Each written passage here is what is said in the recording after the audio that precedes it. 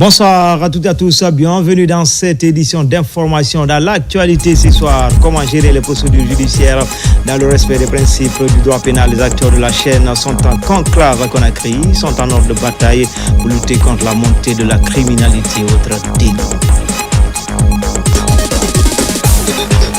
Et puis la directrice générale des pensions militaires et anciens combattants dans les localités de Manéa et Frigiadi, elle est allée s'enquérir du bon déroulement du processus de recensement à vocation d'état civil. En fait, Marie Tolno une rime comme nom de scène, artiste chanteuse guinéenne, a reçu son trophée de lauréate du prix Découverte RFI. L'événement a été marqué par un concert géant au centre culturel Espace Sori Kandia Kouyaté, où la queen de la musique guinéenne a partagé des moments festifs avec son public dans une ambiance bon enfant. Voilà pour le sommaire. Encore une fois, bonsoir à tous. Tout d'abord, ces séries de décrets. Décret 2 2025-0079, PRG, CNRD, SGG, portant promulgation de la loi ordinaire L 2025-002, CNT du 31 janvier 2025, le président de la République, vu la charte de la transition, vu l'ordonnance au 2021-001, PRG, CNRD, SGG du 16 septembre 2021, portant prorogation des lois nationales, des conventions, traités, accords internationaux en vigueur à la date du 5 septembre 2021, vu le communiqué numéro 1 du Comité national du Rassemblement pour le développement CNRD du 5 septembre 2021 portant prise effective des pouvoirs par les forces de défense et de sécurité, décrète article 1er.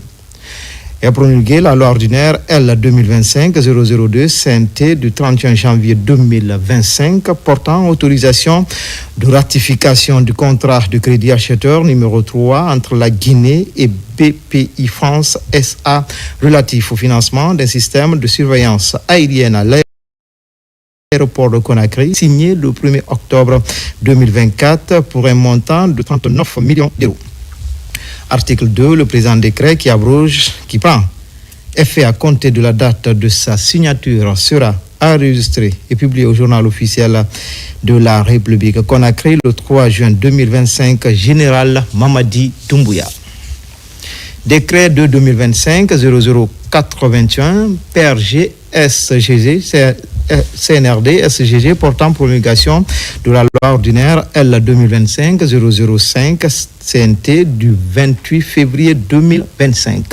Le président de la République, vu la charte de la transition, vu l'ordonnance au 2021-001, PRG, CNRD, SGG du 16 septembre 2021 portant prorogation des lois nationales, des conventions, traités et accords internationaux en vigueur à la date du 5 septembre 2021, vu le communiqué numéro 1 du Comité national du Rassemblement pour le développement CNRD du 5 septembre 2021 portant prise effective du pouvoir par les forces de défense et de sécurité, décrète.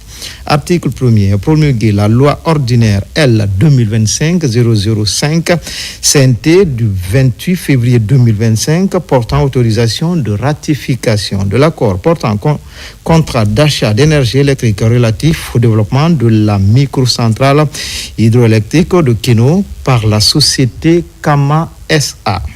Signé le 14 mars 2021 pour un montant de 45 49 $ américains.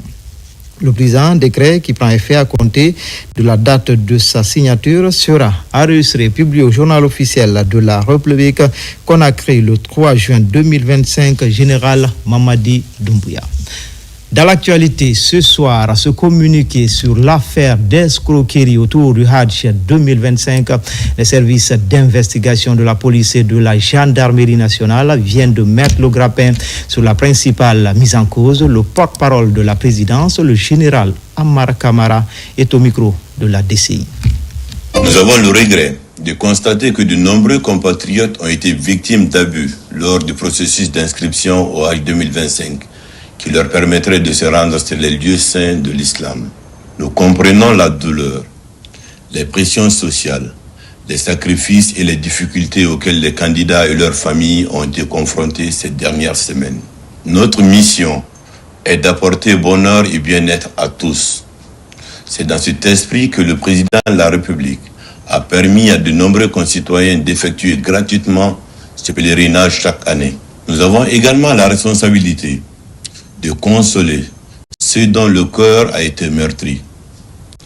Au nom de cette responsabilité, nous tenons à présenter nos excuses à tous ceux qui ont été victimes des abus de l'administration ou d'escrocs et qui n'ont pas pu effectuer le Hajj. Dans cette épreuve, rappelons-nous qu'il s'agit également d'une épreuve de foi. Les mots peuvent manquer pour apaiser vos peines, mais nous souhaitons vous rappeler que tout ce que Dieu fait est bon. Il est omniscient et omnipotent. Et en tant que croyants, acceptons que sa volonté soit faite. Cette difficile épreuve pour nos mères, nos pères, frères et sœurs, nous a permis de mettre en lumière nos faiblesses et nos manquements, et même nos erreurs. Nous tenons à rassurer chacun d'entre vous que nous mettrons tout en œuvre pour identifier les responsables et faire en sorte que justice soit rendue. Nous nous engageons également à prendre toutes les mesures nécessaires pour éviter que de telles difficultés ne se reproduisent à l'avenir. Tout en sollicitant encore une fois votre compréhension et votre pardon, nous souhaitons rassurer les victimes que des dispositions seront prises pour leur inscription gratuite au prochain pèlerinage. Pour éviter tout problème lié à cette gratuité, une commission de recensement des victimes sera mise en place et dirigée par le CNRD. Une adresse et un numéro de téléphone seront fournis à cet effet. Que l'Éternel, dans sa miséricorde, nous aide à surmonter cette épreuve. Amen.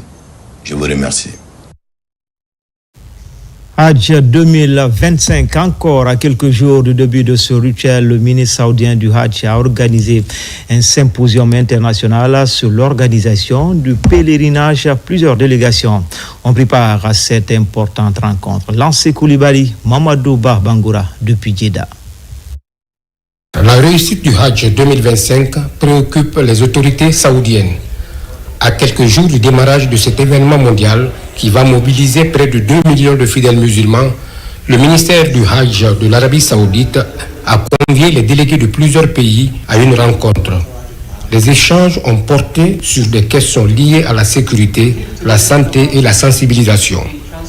Les autorités saoudiennes ont affiché leur volonté de collaborer avec toutes les délégations dans le strict respect des règles édictées. Par la grâce de Dieu, on a assisté chacun en ce qui le concerne à l'atelier qui le concernait et aujourd'hui nous sommes très contents et nous sommes, si vous voulez, revigorés. Nous sommes enrichis encore pour aider mieux de l'organisation du pèlerinage 2025 pour ce qui concerne la République de Guinée. En fait, au niveau de la santé, l'Arabie saoudite a pris des dispositions nouvelles juste pour aider davantage à faciliter la tâche aux pèlerins. Soucieuse de la réussite de cette édition du Hajj, la délégation guinéenne a organisé une lecture du Saint-Coran qui a mobilisé coordinateurs, guides et autres acteurs. Ils ont initié vraiment de faire la lecture du Saint-Coran et bénédiction d'abord pour notre pays et pour notre cher président général Mamadi Doumbouya, pour tous les efforts qu'il est en train de fournir pour la population guinéenne, surtout les pèlerins cette année.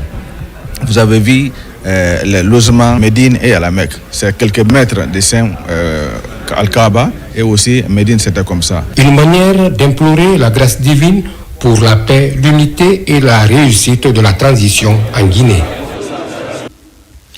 Pour être plus complet sur ce dossier, les pèlerins guinéens sont tous arrivés sur les lieux saints et le départ pour Mina et Arafat est prévu pour ce mercredi. Dans le reste de l'actualité, le chef du gouvernement, accompagné des ministres de l'économie et du budget, a reçu en audience une délégation de la Banque mondiale. Les entretiens ont porté essentiellement sur le renforcement du partenariat stratégique entre la Guinée et cette institution de Bretton Woods.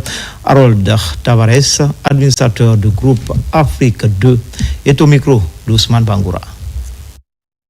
La rencontre avec le Premier ministre a été concentrée sur le cadre de partenariat de la Guinée qui est en cours de préparation Et l'administrateur a fait des recommandations au Premier ministre, au gouvernement, pour que ce cadre de partenariat soit focalisé sur 4 points. Le premier point, c'est le rôle du secteur privé. Pour l'administrateur, le secteur privé est essentiel pour la création d'emplois. Le second, insister, c'est l'importance des réformes macroéconomiques qui sont les fondements de tout ce qui est le secteur privé. Le troisième point, en termes de recommandations, c'est avoir des infrastructures résilientes. Résilientes, il entend par là avoir des routes, avoir des chemins de fer qui peuvent, par exemple, tenir compte, par exemple, de la durabilité. Le Premier ministre a souligné, dans le cadre du Simandou 2040, il y a un focus sur les questions de renforcement des capacités. Il y a même un pourcentage très important des revenus de Simandou qui seront focalisés sur le renforcement de capacités. En plus du cadre de partenariat, l'administrateur a recommandé à ce qu'il soit aligné sur la nouvelle version du cadre de partenariat de la Banque mondiale qui va au-delà de 5 ans. Donc, qu'il soit aligné au plan de développement Simandou 2040. Le dernier point qu'ils ont eu à discuter, c'est l'histoire de construction d'un siège du groupe de la Banque mondiale qui peut renforcer la position stratégique de la Guinée dans la sous-région. L'administrateur a tenu à souligner l'amélioration considérable de la capacité d'absorption de la Guinée ces 2 dernières années, qui est passé d'un pays qui avait le taux le plus bas de 23 pays que nous représentons au conseil d'administration au taux le plus élevé à 38%, et ce qui est vraiment une amélioration. Aujourd'hui, on fait partie des pays les plus performants parmi les 23 pays de l'Afrique de l'Ouest et du Centre que l'administrateur représente. Et le Premier ministre a bien pris note de cette amélioration et également il dit l'objectif du gouvernement, c'est de passer à 75%. La haute autorité de la communication procède à la construction de ses antennes régionales en province à Kankan, dernière étape de ce processus en cours. C'est le président de l'institution de régulation des médias qui dirige la délégation, Boubacar Yassine Diallo, a procédé à la pose de la première pierre de l'antenne locale, marquant ainsi le démarrage des travaux. RTG Kankan et l'âge Fodé Bangali Fofana.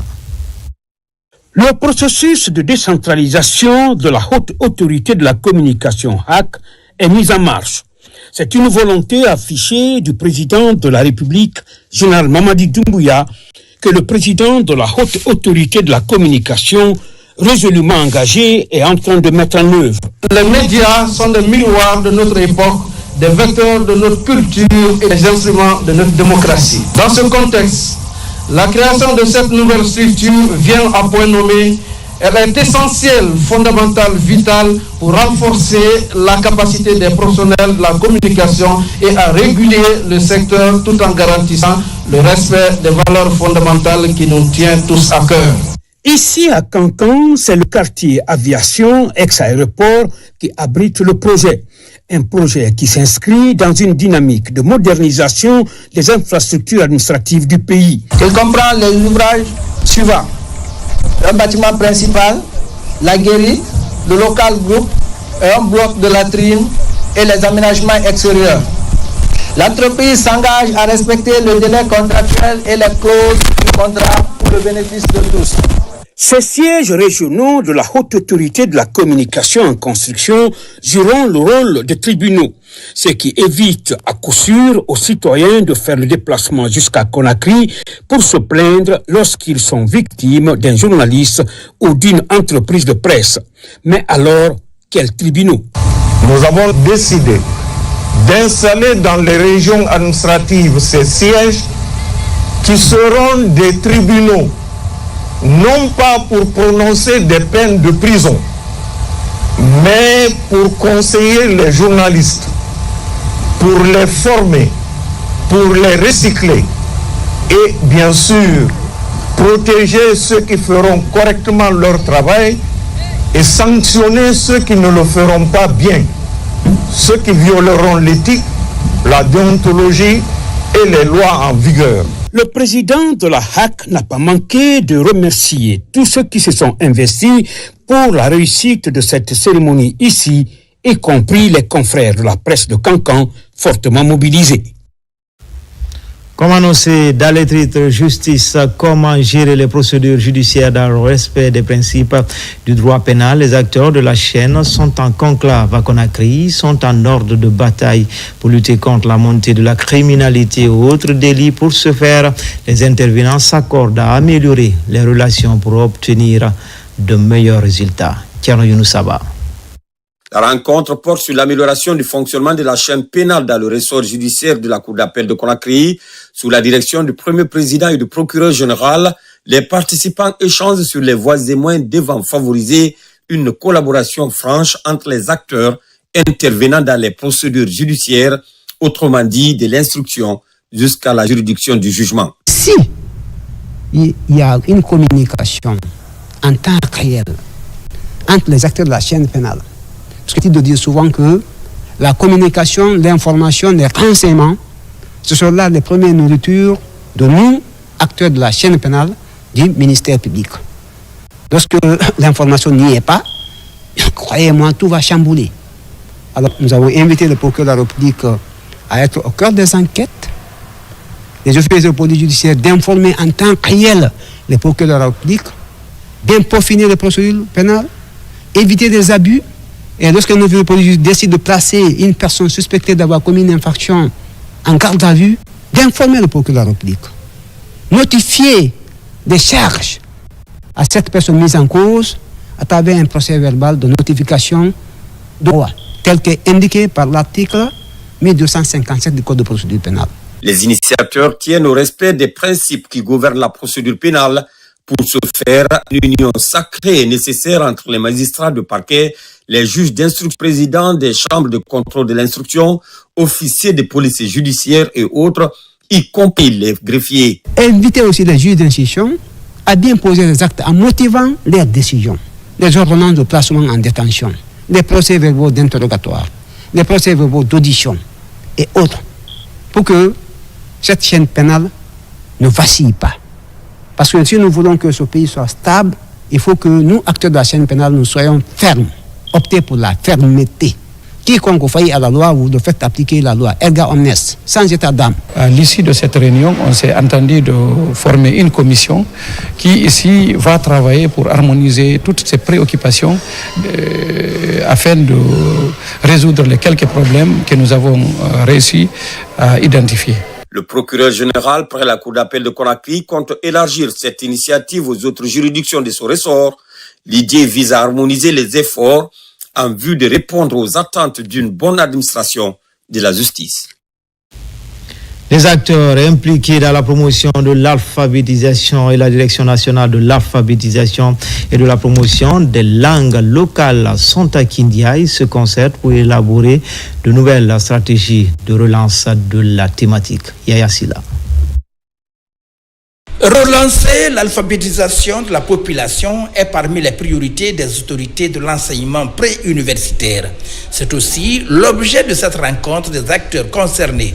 Ceci dans le cadre de la recherche de voies et moyens à lever les obstacles à la relance de l'alphabétisation en Guinée. Et l'objectif de cet atelier, c'est de diagnostiquer tous les problèmes qui assaillent vraiment la promotion ou le développement de l'alphabétisation en Guinée.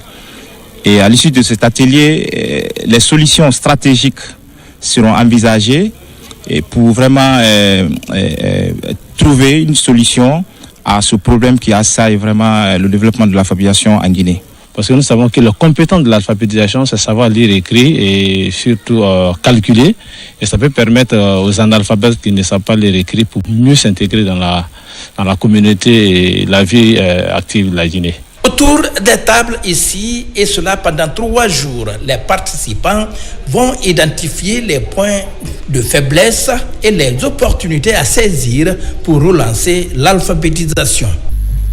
Aujourd'hui, le gouvernement a pris la décision de relancer les activités d'alphabétisation au profit des populations analphabètes, ce qui constitue une bonne chose. Parce qu'avec les méga-projets tels que Simandou 2040, il faudrait que la richesse soit partagée. Il faudrait qu'il y ait équité. Cet atelier se tient au lendemain d'une autre rencontre sur la relance de l'alphabétisation avec les membres de la société civile. Dans l'actualité également, peine avec à Tobolon. Également, les femmes se mobilisent, réunies au sein du mouvement Femmes Dynamiques pour la paix et lancent ses activités de sensibilisation. Le mouvement tient à la mobilisation autour du recensement et réaffirme encore une fois son rôle citoyen. Maïmouna Bella Diallo, Alkali Kobele Keita. À Tobolon, dans la commune de Kagbelin, le mouvement des femmes dynamiques pour la paix en Guinée a lancé ses activités. Une mobilisation axée sur le recensement biométrique présenté comme un devoir citoyen essentiel.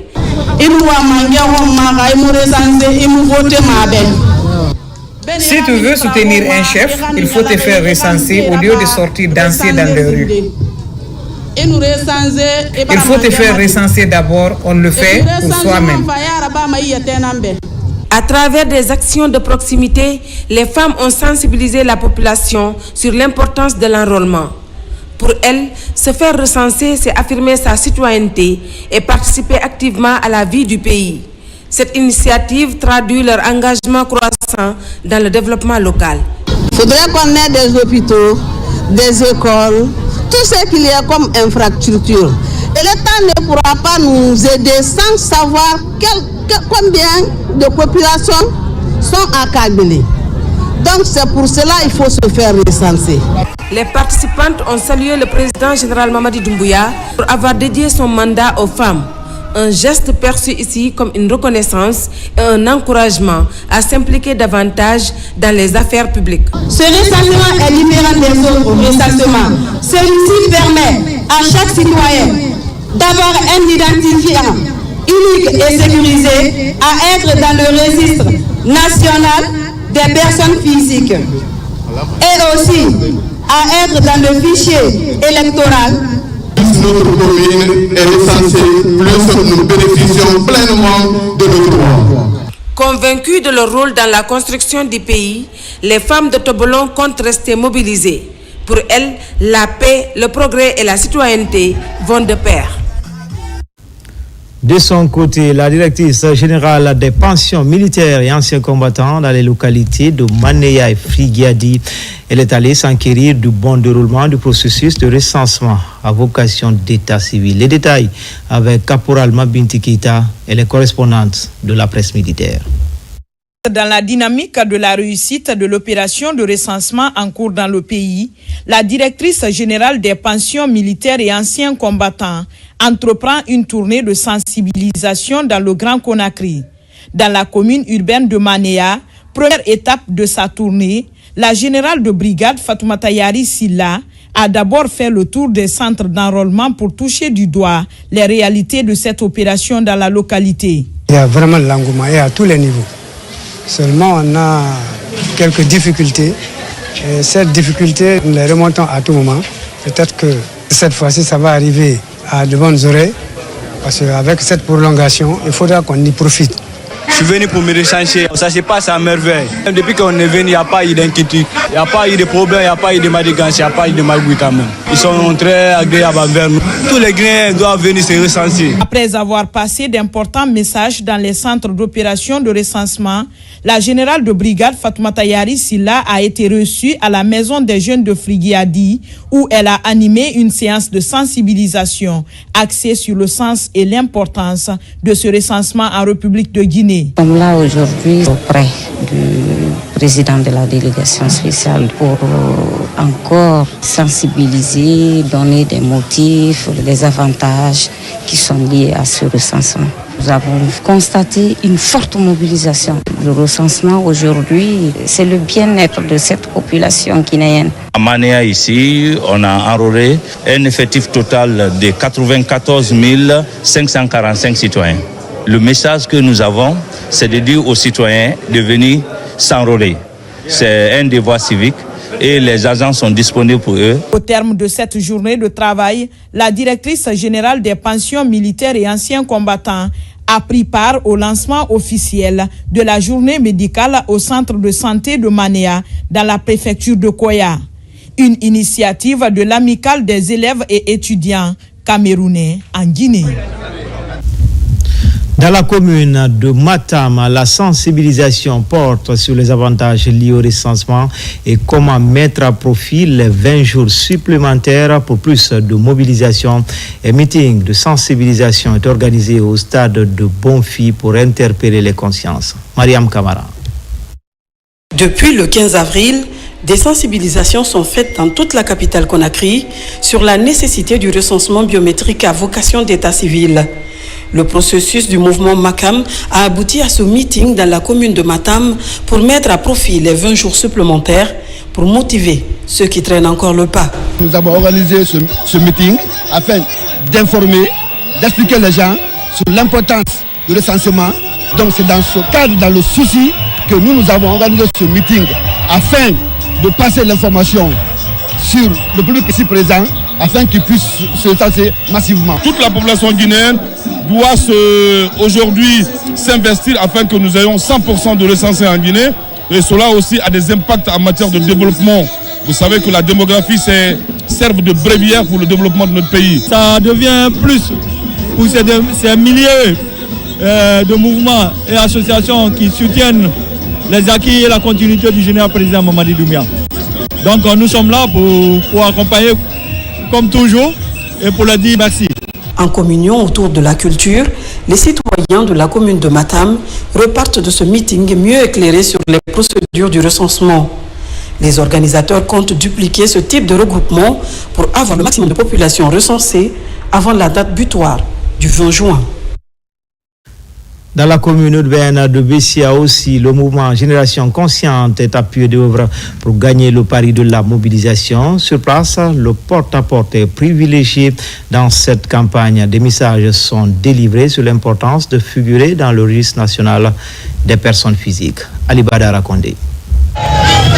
En tant que structure engagée dans l'éveil citoyen, le développement communautaire et la participation active des populations aux actions de l'État, le mouvement Génération Consciente et Progressiste contribue aux efforts de sensibilisation des populations sur les avantages du recensement à travers un carnaval riche en couleurs dans les rues du quartier Bessia. Je lance un appel solennel à chacun d'entre vous pour accueillir les agents recenseurs, respecter, donner les informations sincères et complètes, encourager nos proches à faire de même. Au-delà du carnaval, la présidente du mouvement Génération Consciente et Progressiste prévoit des sessions de proximité dans les différents ménages du quartier Bessia, animés par des équipes de jeunes volontaires formés à cet effet. Mais aussi un match de football est organisé opposant les quartiers de Bessia Cité à Bessia Centre. C'est une autre manière à nous d'encourager les jeunes gens, les vieilles personnes à se faire recenser, puisque les enfants de chacun sont là. Ils viennent assister au tournoi après et remontent les informations. Partir sur l'angle du football pour amener les gens à se faire recenser, je pense que c'est une très bonne stratégie. Les organisateurs, ils ont bien réfléchi. Parce que là, vous-même, vous voyez comment le terrain est plein à craquer et ils sont en train de dire au fur et à mesure que nous devons nous recenser pour exister. À l'issue des 90 minutes du temps additionnel, l'équipe de Bessia Cité remporte par le score d'1-0. À Farana, c'est la première autorité de la préfecture qui mène les opérations de sensibilisation sur le PENRAVEC dans les 15 sous-préfectures que compte cette localité. Les populations sont plus que jamais déterminées à se faire recenser. Images et commentaires. C'est par la sous-préfecture de Bendou, 6 à 27 km du centre-ville de Farana, que le préfet de la dite préfecture, accompagné de ses cadres, a entamé ce long périple. Partout où il est passé, le contrôleur général de police Bernard Kamano a fait passer le même message de ralliement général. Au cours de cette sensibilisation, nous avons réuni les personnes ressources. Quand nous allons par exemple dans une sous-préfecture, nous invitons la population du centre. Ensuite, tous les présidents de district, les chefs secteurs, les présidents de jeunesse, les responsables des femmes, la notabilité et les imams. Et ces personnes, nous les invitons à aller transmettre ce message à la population. Cette démarche, bien appréciée de tous, a permis à la mission du préfet de Farana de s'enquérir du taux de mobilisation des populations devant les bureaux de recensement. Autorités à la base et élèves, nul ne veut rater cette initiative des autorités du pays. Le recensement a beaucoup d'importance. Donc, chacun n'a qu'à se lever, laisser toutes les activités quotidiennes pour se faire recenser, pour avoir un identifiant. Tous ceux qui ne se sont pas recensés dans notre école sont prêts avec l'information qui a été effectuée ce matin par notre préfet pour se faire recenser. Cette tournée du préfet de Farana, qui a duré plus de 2 semaines, a nettement contribué à la mobilisation des populations du 140 devant les bureaux de recensement. Nous sommes aux environs de 7000 personnes enregistrées jour.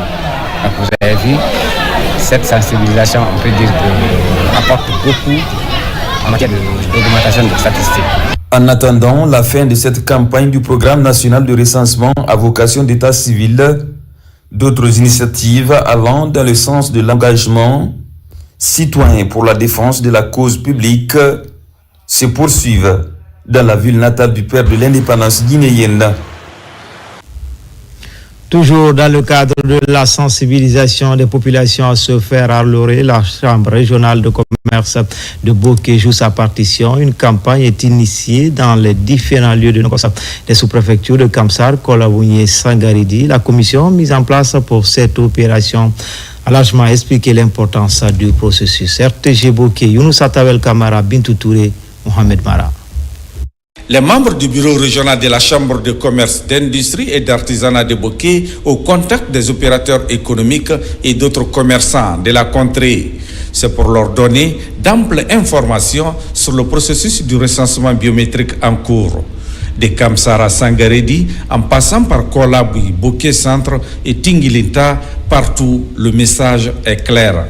Vous savez, aujourd'hui, le secteur qui a du mal aujourd'hui à se faire recenser à cause du quotidien, c'est le secteur commerce. Surtout nos mamans qui sont dans les marchés. Elles se lèvent très tôt le matin et c'est la nuit qu'elles rentrent. Si nous ne venons pas envers ces dames, ces braves femmes, pour venir leur dire le motif et les raisons du recensement, serait difficile pour elles d'être sur le... On les a expliqué le motif de ce recensement et l'engagement que le gouvernement a pris et surtout les moyens que le gouvernement en place a mis à la disposition de ses citoyens pour que les citoyens guinéens se fassent recenser. Pour mieux atteindre le public cible, les membres de cette équipe régionale de la Chambre de commerce de Boké sont allés aussi dans certains marchés de la préfecture. C'était pour inviter ces citoyens à part entière de la République à se faire recenser. C'est que la délégation qui a dit d'être guinéen, c'est d'accepter de se recenser. Si tu ne te recenses pas, tu n'es pas un citoyen guinéen. Parce que tu n'auras aucun papier justificatif ou juridique qui dira que tu es un citoyen guinéen. Nous sommes contents de cette mission. À travers leur message, nous avons pu cerner les avantages de ce recensement et nous sommes prêts à nous faire enrôler. Le reste des sous-préfectures est également au programme de sensibilisation sur le recensement biométrique de la mission de la Chambre régionale de commerce, d'industrie et d'artisanat de Boké. Espace Santé, l'Institut itinérant de formation et de prévention intégrée contre la drogue et conduite additive vient d'organiser une causerie éducative à Fili 1, commune urbaine de Koya, à l'intention des jeunes de la localité sérieusement impactés par la drogue. C'était lors de la journée sans tabac. Manguidan Toumassouma. Construire une société guinéenne sans drogue est l'une des vocations de l'Institut itinérant de formation et de prévention intégrée contre la drogue et autres conduites addictives. Invité à Koya à l'occasion de la journée sans tabac, l'Institut vient à travers un débat public sensibiliser et conscientiser les jeunes devenus aujourd'hui la proie du tabac et de la drogue. Et pour célébrer cette activité, notre institut a cru devoir de l'organiser au niveau de la commune urbaine de Koya, en raison de plusieurs facteurs. Donc aujourd'hui, nous avons profité de cette opportunité pour informer la population sur les effets nocifs de la consommation du tabac. Et qui parle du tabac parle de drogue obligatoirement. Donc nous avons profité de cela pour organiser le jour du 31 mai 2025 une journée de sensibilisation, notre association, en partenariat avec l'Institut itinérant, et qui nous a appuyés et qui nous a donné des moyens pour réaliser la journée. Devant les parents, autorités et même les consommateurs réunis, l'équipe de l'Institut, après une projection sur le phénomène, a invité la jeunesse à abandonner le tabac et à renoncer à la consommation de drogue. Franchement, je suis content parce que ça nous aide, nous les soignants. Si on multipliait ces organisations pareilles, vraiment ça va réduire le taux de toxicomane à Koya. Nous sommes vraiment à l'aise aujourd'hui de les retrouver, surtout notre préfecture reçoit une équipe de sensibilisation de lutte contre la drogue.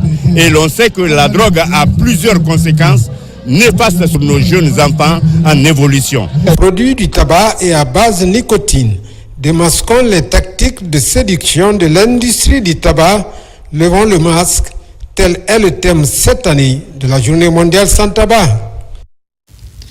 Les directeurs régionaux techniques et les services d'appui de la Direction générale du Fonds de développement social et de l'indigence à Forêt-Caria pour une retraite stratégique, une retraite marquée par une série de formations pour outiller les participants sur l'identification des partenaires techniques et financiers pour soutenir les actions entreprises par cette direction. Noumousso Diagiti. Cette retraite stratégique s'inscrit dans le cadre du renforcement de capacités des agents de la Direction générale du Fonds de développement social et de l'indigence. Une session de formation visant à identifier et à approcher de potentiels partenaires techniques et financiers pour soutenir les initiatives du Fonds de développement social et de l'indigence. Cette retraite stratégique doit nous permettre de dresser une feuille de route claire pour les 3 prochaines années. Elle doit nous aider à évaluer nos programmes actuels, combler les lacunes, renforcer nos méthodologies et concevoir des stratégies plus durables en vue d'attirer davantage de partenaires techniques et financiers en nous accompagnant dans la mise en œuvre de la politique sociale du gouvernement. Les 3 jours de partage d'expériences et de bonnes pratiques vont permettre aux participants de relever le défi pour l'atteinte des objectifs. Cette retraite va renforcer la mise en place des stratégies de cadrage des personnes vulnérables dans le cadre de leur développement personnel, dans les différents domaines professionnels. Le chef de cabinet du gouvernorat de la région administrative de Kindia exprime sa gratitude envers les autorités dans la lutte contre la pauvreté et l'exclusion sociale. La réalisation des forages, la construction d'écoles, de hangars, de marchés d'établissements de santé, ainsi que le reprofilage des pistes rurales constituent autant de projets qui marquent positivement la mémoire collective et traduisent la portée sociale de vos interventions. Cette retraite stratégique est une étape cruciale pour le Fonds de développement social et de l'indigence dans sa capacité à mobiliser des ressources financières pour soutenir les personnes en situation d'indigence. La préfecture de Massent a abrité le comité technique régional de la santé, une rencontre qui a été axée sur l'évaluation des performances sanitaires de la région forestière pour le second semestre 2024. Explication Moussa Kouyaté. C'est le tout premier comité technique régional de la santé tenu dans la préfecture de Massanta. Durant 4 jours, tous les sujets liés à la santé ont été évoqués par les acteurs régionaux et préfectoraux de ce secteur de la région forestière. Nous avons passé en revue l'ensemble des indicateurs tels que l'accouchement, assister la CPN, la vaccination, la planification familiale, la nutrition, ainsi que toutes les autres activités qui ont été réalisées pendant la période. Et les discussions houleuses ont eu lieu, donc assorties de recommandations. Quelques défis d'abord à surmonter. il y a eu des recommandations qui ont été formulées dans le sens de l'amélioration de nos indicateurs. Ces recommandations sont là et nous appelons les bailleurs, les partenaires, à travers le ministère de la Santé, et de nous accompagner dans cet élan, parce que nous sommes en train vraiment d'aller sur de nouvelles bases. La tenue de ce comité technique régional de la santé va permettre aux autorités sanitaires d'analyser profondément les résultats obtenus dans ce domaine en région forestière. La présente réunion s'inscrit dans une démarche de redevabilité, d'objectivité et de planification stratégique. Elle a pour objectif principal de contribuer à l'analyse des résultats techniques et financiers obtenus par les districts sanitaires de la région, afin d'en tirer les leçons nécessaires pour renforcer la gouvernance du système de santé au niveau local. Les cadres régionaux de la santé ont réaffirmé leur détermination à servir davantage les communautés avec l'assistance surtout des autorités et des partenaires techniques et financiers. À Matoto, le conseil communal et les responsables des différents quartiers étaient en concertation ce mardi. Durant la session, plusieurs problématiques locales ont été abordées. Les responsables s'engagent à intensifier les efforts pour le développement de la commune. Mamadou Saliouba. Réputée pour son hospitalité et sa tranquillité, la commune de Matoto amorce une nouvelle dynamique de développement. Au siège de la collectivité, conseillers communaux, administrateurs des marchés et responsables des quartiers échangent sur les grandes problématiques de développement de la commune. La première des choses, c'est de procéder à une réorganisation en matière administrative, spatiale et financière dans les marchés. Et aussi, il a été décidé d'uniformiser les prix des valeurs inactives dans les marchés. Et nous avons aussi dessiné une politique locale en matière de la gestion des marchés qui nous permettra de dissocier le bureau de l'administration, les rôles et responsabilités dévolus aux membres du bureau du marché et le conseil de discipline. Au compte de cette session, des grandes questions de développement ont été passées en revue comme l'aménagement des espaces déguerpis, la clôture des marchés ou encore l'amélioration du recouvrement des droits des marchés. Nous avons pris des décisions qui ont été votées à l'unanimité, par exemple les conseils de discipline et aussi comme le marché de Onkosen qui est un grand marché, nous avons trouvé utile de faire de ce marché deux marchés différents afin de maîtriser les recettes dans le cadre de l'assainissement. Le curage, n'est-ce pas, des caniveaux ne va pas attendre quand il y aura les grandes pluies. Donc nous commençons le travail dès maintenant. Nous, en tant qu'instrument de l'autorité communale, nous nous mettons à la disposition de l'autorité communale pour que les décisions qu'on va prendre tout de suite et que ces décisions-là soient appliquées à la lettre. Prochainement, la gestion de nos marchés soit une gestion saine et que ça soit une gestion participative qui va dans le développement et dans l'intérêt de la collectivité, surtout en général. À Matoto, les autorités communales sont plus que jamais déterminées à accélérer le développement de la commune grâce à la politique de développement enclenchée par le CNRD. Plusieurs grands projets de développement sont engagés dans la commune. L'éducation, surtout de la petite enfance, une priorité pour la délégation spéciale de Ratouma. Un carnaval scolaire est initié. Il va regrouper toutes les concessions scolaires. Il s'agit de renforcer les mécanismes liés à la quiétude sociale dans cette commune. Moussa Bangoura. L'éducation au cœur du développement de la municipalité. C'est sous ce slogan que le carnaval scolaire de Ratouma a été lancé. L'exercice part de l'échangeur de Bambeto au rond-point Amdalaï. Plus de 2000 élèves accompagnés de leurs encadreurs sont mobilisés. L'initiative est de la mairie de Ratouma qui place l'éducation des enfants parmi ses priorités. Le carnaval permet de mettre tous les enfants ensemble de toutes les écoles sans discrimination aucune, afin qu'ils s'expriment leur joie, afin qu'ils vivent dans une parfaite harmonie.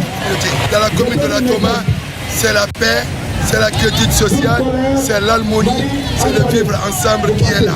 Ce carnaval scolaire, en sa première édition, a enregistré la participation de 149 établissements publics et privés de la commune. Le but est de promouvoir la paix et le développement de Ratoma. Sans sortir, sans aller ailleurs, ils peuvent se gagner. L'importance du sport pour le corps humain, parce que le carnaval là aujourd'hui donne l'opportunité à ces enfants aujourd'hui de sortir, de s'affirmer, de démontrer qu'eux aussi ils peuvent vraiment faire quelque chose. Favoriser le vivre ensemble et la collaboration mutuelle pour une éducation de qualité sont les enjeux de cette rencontre interscolaire.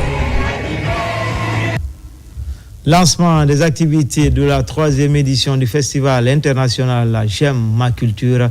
Cette année, le coup d'envoi a été donné dans les communes urbaines de Koya et de Kassa. L'événement est piloté par le Centre culturel international Griot Mandeng en collaboration avec Mikini Business Communication. Kerfa la presse Camara. Diverses célébrités de la chorégraphie mondiale sont à Koya. Elles participent à la 3e édition du Festival international J'aime ma culture. Un rendez-vous culturel organisé par le Centre culturel Griot Mandeng et Mikini Business Communication dans le but de promouvoir la diplomatie culturelle. Il faut croire à son pays, il faut croire à l'Afrique. L'Afrique n'est plus spectatrice, mais l'Afrique est également actrice de la culture, du développement. Ces personnes ne viendra développer notre pays, c'est les Guinéens qui donnent le ton du développement de la culture et du développement dans son ensemble. Il y a Sénégal, il y a Côte d'Ivoire, il y a le Brésil, il y a la France, il y a Italie. Ils sont tous là pour faire ce festival. Je demande le président de la République, Mamadi Doumbouya, aider ce festival.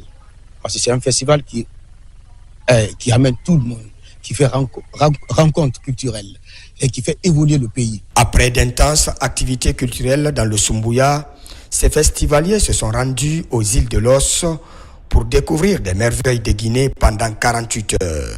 Eh bien, ici, par exemple, c'est un bel endroit de la Guinée. Mais la Guinée, c'est aussi beaucoup de paysages verts, beaucoup de terres belles. Dans ce que j'ai vu, parce que j'ai pas tout vu malheureusement, mais peut-être je reviendrai voir justement. Prestations artistiques, défilés de mode, poésie, carnaval, exposition étaient les principales activités de cette séance. Enfin, Marie Tolno Kuina Rimako, nom de scène, artiste, chanteuse guinéenne, a reçu son trophée de lauréate du prix Découverte RFI. L'événement a été marqué par un concert géant au Centre culturel Espace Sori Kandia Kouyaté, où la Kuina de la musique africaine de Guinée a partagé des moments festifs avec son public dans une ambiance bon enfant, n'est-ce pas? Marie-Angélique Bangoura et Mohamed Bangoura.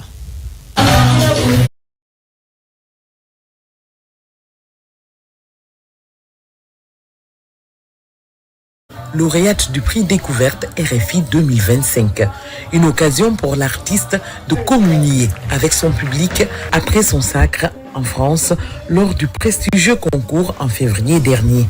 Un concours qui met en lumière le talent des artistes venus de tous les horizons. Sur scène, Queen Rima et ses musiciens ont magnifié la bravoure des femmes à travers un show à couper le souffle.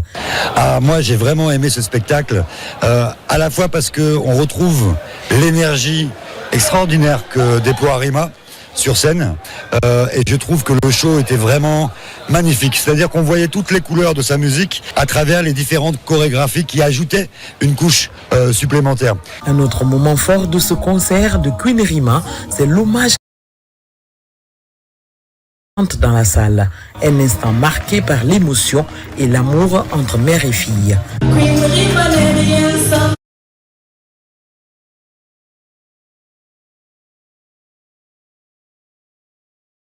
musique guinéenne, également lauréats du prix RFI 2011 et 2016, ont improvisé un duo musical avec un style particulier.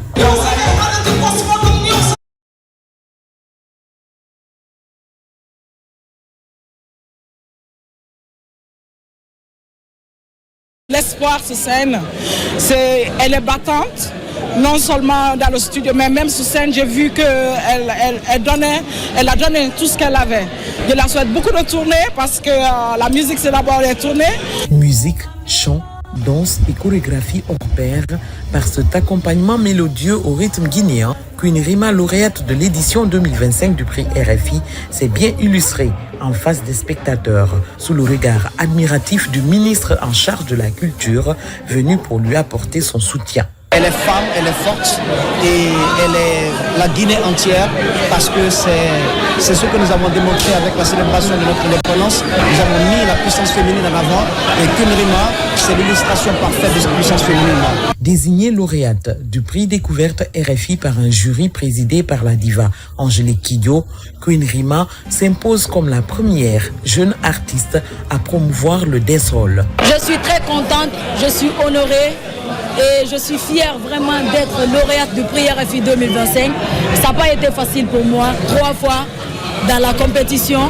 Mais aujourd'hui, je suis très très honorée. Après ce concert, cette ambassadrice de la musique guinéenne fera une tournée en France avec plusieurs autres dates en Afrique et le reste du monde. C'était tout pour les infos. L'actualité se poursuit sur le www.rtgguinée.info. À demain pour d'autres actualités sur la Guinée, notre paradis terre de richesse et d'innovation, Inch'Allah.